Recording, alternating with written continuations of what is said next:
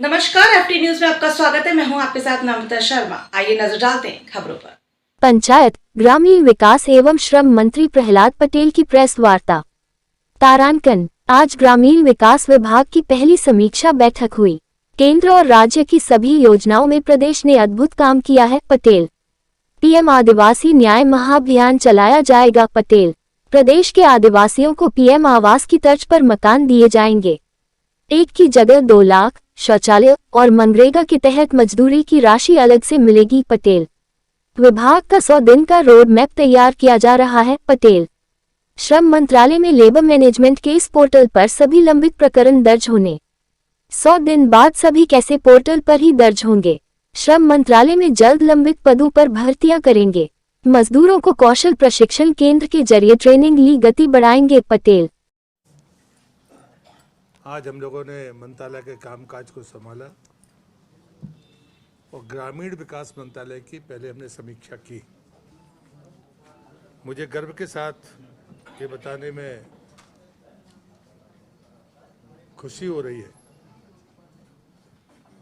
कि जो योजनाएं भारत सरकार ने अमृत काल के दौरान दी थी, उसमें मध्य प्रदेश सरकार ने, खासकर ग्रामीण विकास मंत्रालय ने, बड़ी महत्वपूर्ण सफलता अर्जित की है। अमृत सरोवर में देश में नंबर 1 का स्थान मध्य प्रदेश ने हासिल किया है और हमने 5,936 अमृत सरोवर बनाकर देश में अव्वल स्थान प्राप्त किया।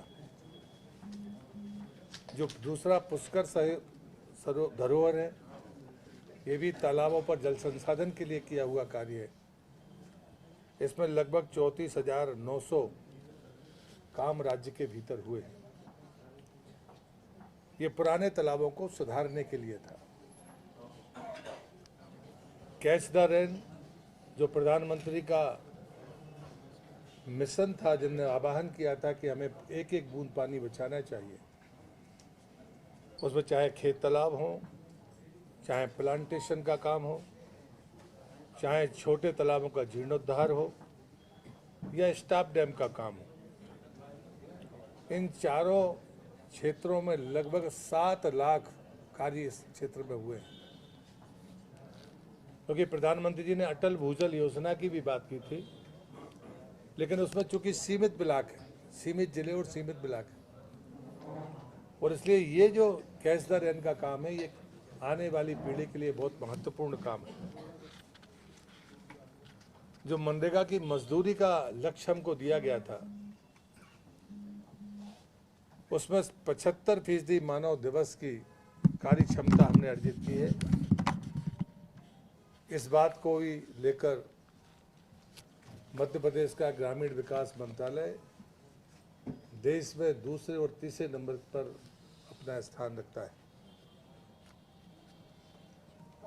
दूसरी बात जो तात्कालिक रूप से अभी होने वाली है, जिस पर मंत्रालय गर्व करता है, प्रधानमंत्री आदिवासी न्याय महाअभियान। इसमें सहरिया, बैगा और भारिया, इन परिवारों को प्रधानमंत्री आवास की तर्ज पर मकान देना और 100 की आबादी में भी अगर वो रहते हैं तो उन तक सड़कें पहुंचाना, प्रधानमंत्री सड़क योजना की गुणवत्ता की सड़कें पहुंचाने का काम मध्य प्रदेश सरकार ने हाथ में लिया है। ये माननीय प्रधानमंत्री जी की योजना है। फर्क ये है कि प्रधानमंत्री आवास योजना में 1,20,000 रुपये मिलते हैं, साथ में शौचालय का पैसा अलग से मिलता है, मनरेगा की मजदूरी मिलती है, लेकिन इसमें 2 लाख रुपया प्रति परिवार मिलेंगे। शौचालय का प्रावधान अलग से होगा और मनरेगा की राशि इसमें मिलेगी।